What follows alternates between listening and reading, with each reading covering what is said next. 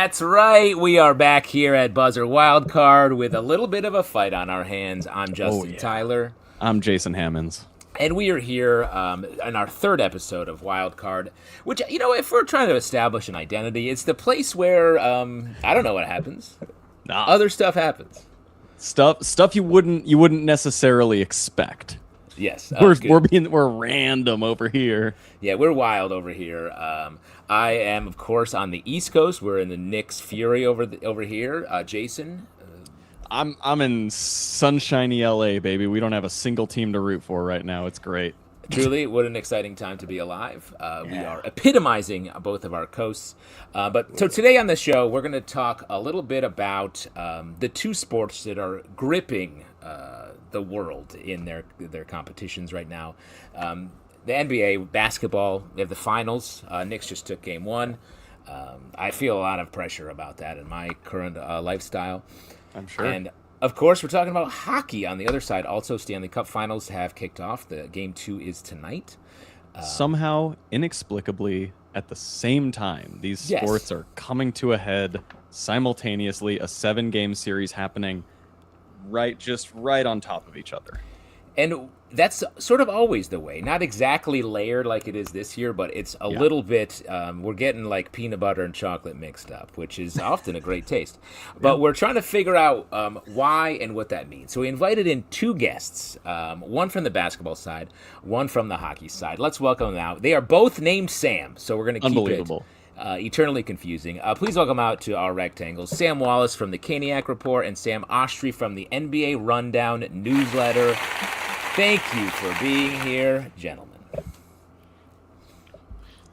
How you guys doing? You guys ready to have some salient points? We're great. I don't know which Sam you were talking to at first, but it's great to be here, guys, and I'm ready to not defend the NBA, but talk some NBA. That's good. There's no tension here. This isn't a court case, but there will be someone will be put to death at the end of it. Oh boy, it'll most likely be me. Yes, it's going to be one of us. Not you guys are safe. Yeah, you guys are safe. You guys have stuff to do. Is this a special time of year for both of you in different ways? Can you talk about that a little bit before we get into it? Yeah, so I can start with the NBA right now. I mean, it's as good of a finals as you can get in terms of the market in New York, the biggest market in the NBA, biggest market in the entire United States, versus the Spurs, what's considered a small market team, but are led by this guy named Victor Wembanyama. You've probably heard of him, who's an absolute alien, the 7'6" freak who defies everything we know about basketball. So it's really such an interesting and intriguing finals, and both teams are really good. And there's only been one game, but it was a competitive game one. So it's a dream scenario for the NBA right now after having really strong playoffs in terms of competitiveness and ratings. Yeah. And Sam Wallace, I'm curious for you. You cover the Hurricanes. Yes, I mean, do. Going into they're in the finals right now, so focusing entirely on a team that is in the finals. That's crazy. Did you expect that going into this year? And how at what point in the season were you like, oh, I think this might be a longer year for me than normal?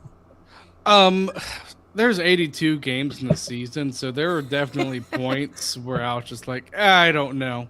But at the same time, there weren't really a lot of moments because Hurricanes finished at the top of the Eastern Conference. Sure. And there's a lot of expectations because this team has constantly made it to the Final Four. And you're just wondering if they can break that Eastern Conference curse, which they did against Montreal. So I think what's really cool about NHL playoffs, I'm not an NBA expert, not at all. But one thing that's nice about the NHL playoffs is it's so unpredictable, and I just love it. Right. Yeah. That's good. We're already throwing shots. I thought it was going to be a civil debate. Yeah, no, this is getting nasty. Guys, this is out of control. We're out of control. Friends here. I'm passionate. Sam on Sam violence. Enough we're Sam friends. sandwich. I'm passionate. But why do these finals have to occur at the same time? It feels like very easy to move it a little bit. Yeah, just to be like, boop, just a 1 month shift in someone's schedule, and like from what I've gathered from both of you, Sam Oshtry, I don't think it sounds like you don't really follow the NHL very much. And Sam Wallace, it doesn't sound like you follow the NBA terribly closely, right? No. Yeah. So that to me, I'm kind of like, I feel like this is a lot of people, right? Where it's like you follow one or the other, but ne'er the twain shall meet. And I think it is because these seasons are so on top of each other. Maybe that's why they occur at the same time. So it's like it's a Venn diagram that doesn't touch. So everyone's like, yeah, no one even knows. You think naturally hockey fans don't want basketball and basketball fans don't want hockey, and that it's not the other way around? I mean, feel like there's some collision when you come to this time of year because they're always talking about what should you watch, what's more important, who should be driving the national conversation. So I do feel like there's always this collision, which is why I thought this idea of having this discussion right now was so great. Is it about, because like you're saying, everyone's a little bit siloed in their fan base. I don't know a lot of people who are simultaneously basketball and hockey fans who are like doing both. Is it about like literal bar seats? Is it about like, hey, we're here to drink and watch our sport. What are you doing here? Stop yelling over there. There's only so many TVs in my local spot. I think a lot of things come into play just between the NBA and the NHL. I think probably one of the things too. I'm trying to be as objective as I can. That's okay. But I think it kind of just depends on like where you live, how you live, probably. Just because, like, I mean, here in Raleigh, it's a college town. You're not going to have a lot of NBA presence as you would probably like in Philadelphia. Even with the Hornets back, they haven't gotten behind the Hornets in a big way. Raleigh and Charlotte are like two separate worlds. Okay. They really they don't like. They don't really. Got it. Okay. I think your sound is cutting out a little bit there. Oh, here we go. Now you're back. Oh, okay. Sorry. Charlotte and Raleigh are just two separate worlds. So, what would you define as like? So it sounds like Raleigh is like just fully a college town, and then is Charlotte the total opposite, where it's like we care about the Panthers, we care about there's more of a professional atmosphere there. Now, again, hockey's grown a lot here in Raleigh. Yeah. But I mean, when you have two professional teams in Charlotte, it certainly helps the vibe. Mm-hmm. And Sam, where are you based? I'm in Philadelphia. So I definitely think it is a geographical regional thing where like Philadelphia and the East Coast, New York, these places have rich basketball histories. And there's not too many people I knew who grew up playing hockey. As opposed to like the basketballs and the footballs of the world. So I think that definitely has a lot to do with it, where if you go into certain, like obviously Canada, like if you go into certain regions, it's going to be very hockey based. But to answer your question earlier, Justin, about like, should they switch the times of when these series start? Sam, my friend Sam Wallace over here, who I just met, but my great friend, he might take this as a shot to the NHL, but it's really not. That's the NHL's problem. The NBA will never have to worry about ratings when competing with the NHL. They just won't. I agree. I agree with that. Yeah. So when you talk about starting the finals times difference, the NHL actually might be it might better them and their ratings and the attention that they get when if it wasn't started at the same time as the finals, because it really wouldn't be that hard to do if you started the seasons like 2 weeks apart, going back to the regular season, because they both play 82 games. I do want to say one thing though. The NHL starting next season, they are switching up the time. Are they? Yes, they are. So we did instead of starting in like October, for the NBA, is it mid-October or it's like mid to late October? Yeah, mid to late. Okay, 23rd, around then. For hockey, next season and going forward, it's going to be starting like at the last week of September. So it's going to get a little earlier. That's good. So hopefully their playoffs and their finals will be earlier. Right? And exactly. Can you and tell there'll us? still be snow on the ground. Maybe. I mean, probably not. But there could be a chance of snow on the ground somewhere in the country. That's smart by the NHL, because it's kind of like the NBA has this problem with the NFL now, Where the NBA, Christmas Day used to be the NBA's day. You go to Christmas and you're watching NBA games. 100%. Now the NFL has completely hijacked it. And it's like, what does the NBA do? Are they going to have to schedule Christmas Eve games, or are they going to have to be done with Christmas? They can't compete with NFL. It'll always be the NFL over them. And so then it's the NBA, and then it's the NHL. And the NHL is doing the smart move, it sounds like, of starting their season earlier so their playoffs and finals won't coincide at the same time at the NBA finals. Yep. Now, here's a way. Oh, go ahead. I was just going to say, here's a way we could all win. So NBA, and this is a radical change, so everyone bear with me. NBA season starts week after the Super Bowl. And then you just go through the summer, and then you have the NBA finals right, at the beginning of September. NHL season picks up from there. I don't know. Wow. Interesting idea, though. Here's the bad news I got to say for both of you. Like, Oshtry, you can big brother Sam Wallace about NBA all day, but the NFL is going to big brother everyone. They're eating the entire calendar. They are. Between the draft, the schedule announcement, they're coming forever. They're going to make up shit until we're all literally living inside of training. It's ridiculous. There's a day of the week they won't take. Like Wednesdays, Tuesdays, we're playing football on every continent. It's like, all right, let some other people eat here, NFL. Like, calm down. I know. This is how you know. Anytime we have a debate or a fight here, we can just bring up a greater enemy to all, which is the NFL.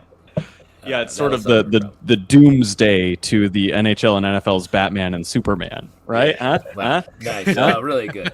I thought you were talking about Doomsday, the fight where the two movies are fighting over the same weekend, which is what we're talking about. And Jason, too, I like that idea about starting the NBA season that late after the Super Bowl. Whoa. Also because every NBA fan wants the season to be shortened. They think 82 games is too long, too many injuries are happening, the regular season's meaningless, and they want the season to be shortened. So if you did shorten the season, which they never will because they lose so much money, but if you did, that would be a good time frame to do. Start it right after the Super Bowl.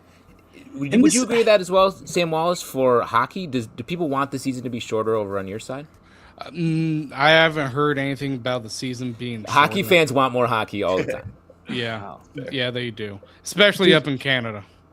Because I know for the NBA, they have this problem where basically the first half of the season feels totally irrelevant, like the regular season, that it just kind of doesn't matter. Does it feel the same way in the NHL, or do you feel like the early season games in the NHL still matter to the postseason results? Oh, they still matter. There's an actual stat where if you do not make the playoffs by Thanksgiving time, there's an 80%. I think there's like a 70 or 80% chance you won't make the playoffs. I got to say, just from the pure fans of hockey versus basketball, every hockey fan I know is like, I'll watch children play hockey. I don't care. Put it on. If there's someone playing hockey, I will sit and watch it. Basketball, I feel like I know so many fans who are like, I don't follow college basketball. I'm like, why? It's so good. Yeah. And it's a different beast, but it's like it has some of the elements that the NBA doesn't have, where it feels like everyone's playing every game like they're dying the next day. And like some complaints about the NBA is like, this one game didn't matter. You could tell because everyone was a little bit dogging it. That's a great point, Sam. I don't know exactly how it works in hockey, but do NHL fans, are they big fans of like college hockey, and do they follow that too, or not really? So college, if we were to have this discussion probably maybe 30, 40 years ago, no. But it's grown so much. And I mean, obviously you have the big 1980 Miracle on Ice with the contributing factor. But college hockey it seems like that is the way to get into the NHL now. So it's definitely grown. Because it's hard as a basketball fan. I love college basketball. I don't disparage college basketball, but I am an NBA first fan.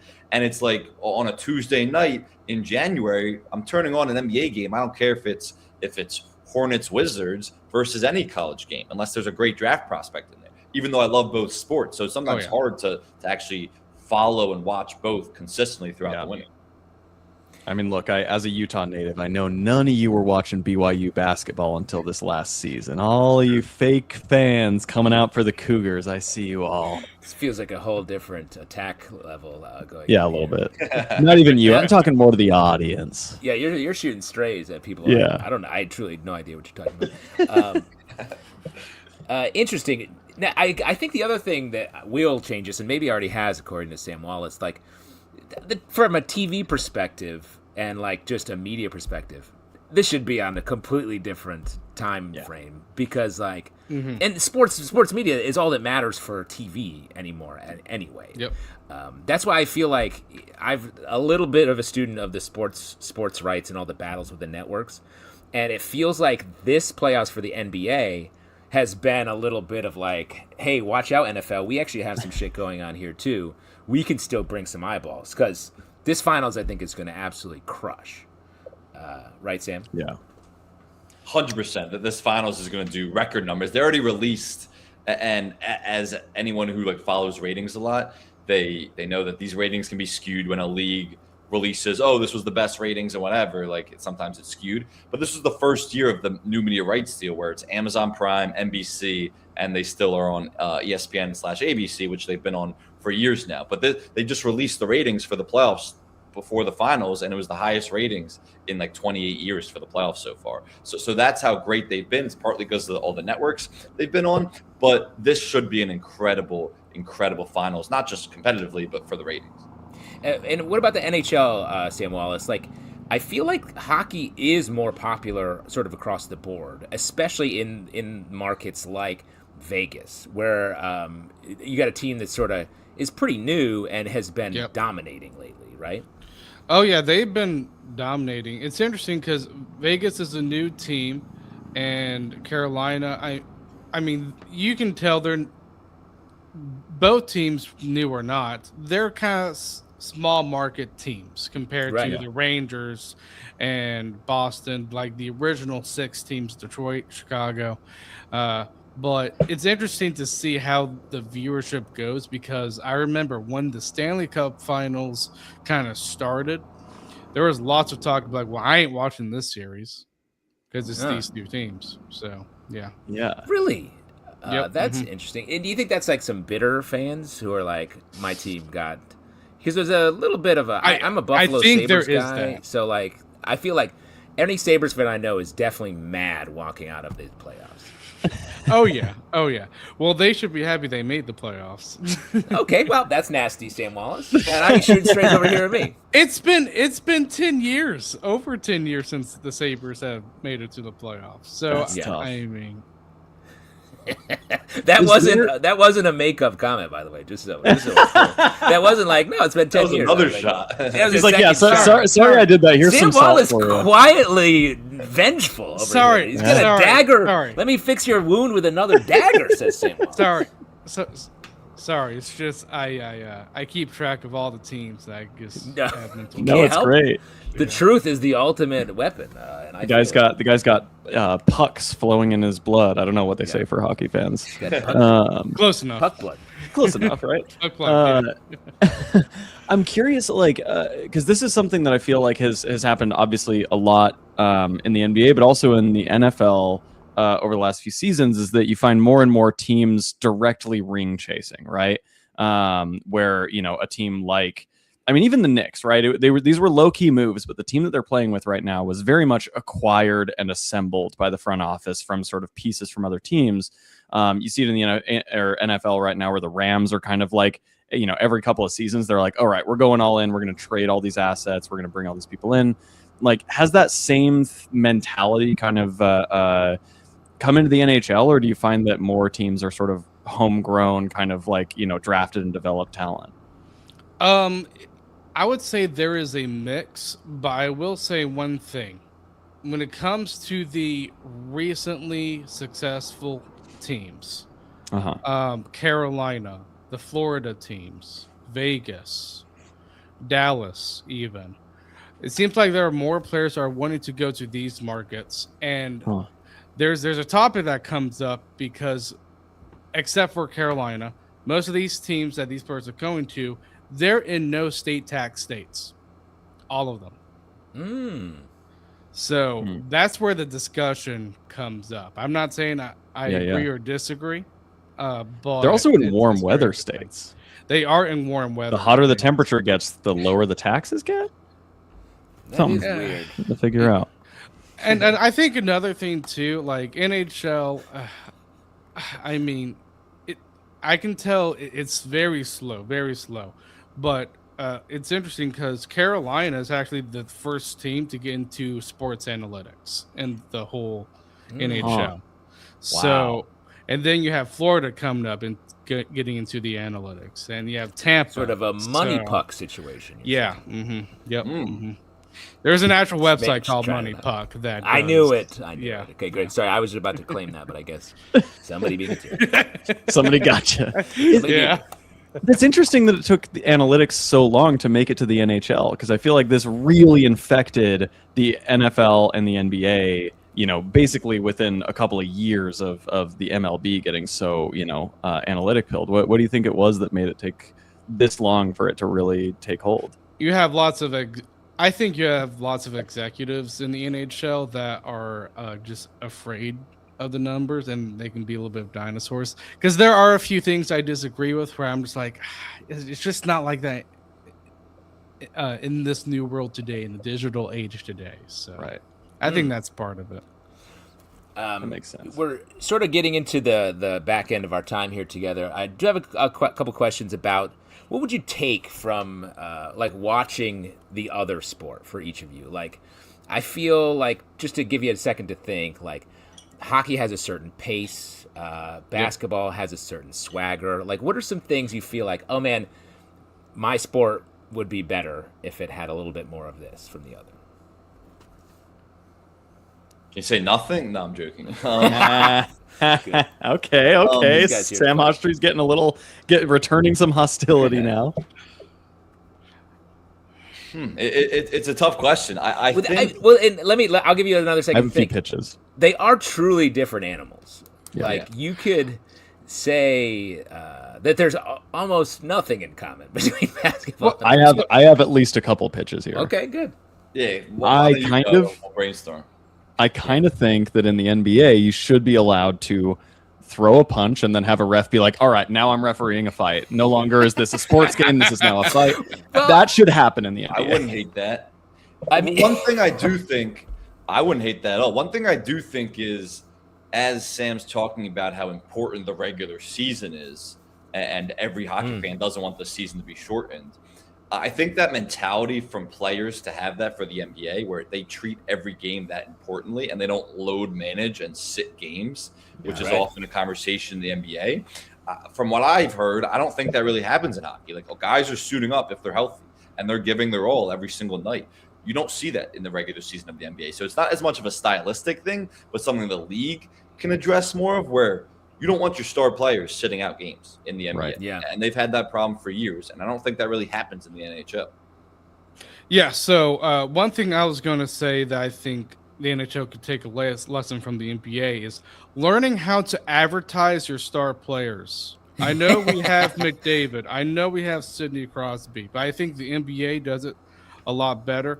And another huge difference too. Sam, please back me up, because again, I'm not an NBA nerd. But Here we go. Yeah. The NBA seems to be more controlled by its players, and the NHL is more controlled by its owners. Interesting. Yeah, I mean, I guess there's something to this. Is a logistics thing that maybe is a cause of it. It's like NBA players, you can see their faces. The photos are iconic. Hockey players, a little bit less so, and it's harder to distinguish in photos. Yes, Jason. I will say though, NFL, we know plenty of NFL stars, and they got all sorts of stuff going on right here. So, but they stand around most of the time, though. So, but I do even think that's a problem in the NFL where there's stars. I mean, the sport's way more popular, but that's considered, I think, a coach-driven league. Your coach is so much more valuable in the NFL and your coaching staff than it would be in the NBA. It's not as much of a star-driven league. I mean, there are obviously the superstar defensive ends and quarterbacks and wide receivers who are divas and whatnot. Talking about AJ Brown coming from the Eagles, but I don't think that there's as many marketable stars as there are in the NBA, like the Wembys and the Anthony Edwards and the Giannis Stephs. Like the NBA that's the one thing they've really done a great job of, and part of it's you're right, you just can't see their face when you're talking about hockey or NFL. Yeah, and to Justin's point, the NFL players stand around a lot. NHL players, you can't even really get a good look at them. They're speeding up and down the rink the whole time. Yeah. It's true. And there's so much change, like surprising change happening in hockey, that just other sports don't have that. I have a question about the NBA though, Sam. Yep. What's the parity like? Great. This is going to be the 8th straight year with eight different champions. All right. So really good. So there was a time in the NBA where the Bulls and the Lakers and the Celtics were winning all the titles. And then even in the 2010s, there's like the Warriors and LeBron's team or the Heat or the Cavs were dominating. Now they've made real switches where you can't changes to the CBA rules, the collective bargaining, where you can't really build super teams as easily as you used to. And that's created a lot of parity where you really have no idea who's going to win every year. I think parity helps the viewership. For sure. And I think, I mean, the NHL seems like there's a pretty decent amount of parity. There is. As far as I perceive. Because it also feels like sometimes there are teams that are, the story that gets told is like the worst to first jump is like a team going from being near the bottom of the league to suddenly being a real competitor. I mean, the Suns had that this year, like Mammoth and Utah kind of had a bit of that this year. Like, it's interesting how much that can happen in both basketball and NHL. And I feel like that is less of a thing in the NFL lately than these two sports. But yeah, I also, and Sam, I know you're about to run here, but just tell me, bench players in the NHL, it feels like you guys are rotating a lot in the NHL throughout the game and that you get a kind of a good look at the whole team. Is that correct? Yes, because, with 82 games, you're going to have injuries. You just are. And they're playing on slick concrete with knives on their feet. Like, this is very dangerous. Well, there have been players. We had a player. He's a very young player, but he accidentally punched a player's skate, and his finger. Yeah, I hate this. Yeah. I hate it. That sucks. That sucks. It's so dangerous. I feel like. Yeah, even through the gloves. That's how sharp these blades are. And I worked for a hockey. Yeah, I've worked for a hockey equipment shop, and I had to sharpen skates. They get very sharp. My least favorite scene in the Mighty Ducks is when they're sharpening those skates. Stressful moment in an otherwise pretty easy to watch movie. Easy to watch. Imagine if in basketball you had two murder weapons in your on your body at all times. Like it'd be a whole totally different. Just running around with two guns on their hips. Two loaded and cocked guns. Playing ball. All right, we have to leave it here. This has been very fun. I have a million more questions. We'll have to do it another time. Yeah. Good luck out there for both hockey and basketball. I think everyone's going to be doing fine. The real fight is between the people trying to take your bar stool from either sport. Fight your way through it. Get your bar stool. Don't give up your bar seat. Don't give it up. Thanks so much, Sams. Have fun out there, Jason. See you next week here on Wildcard.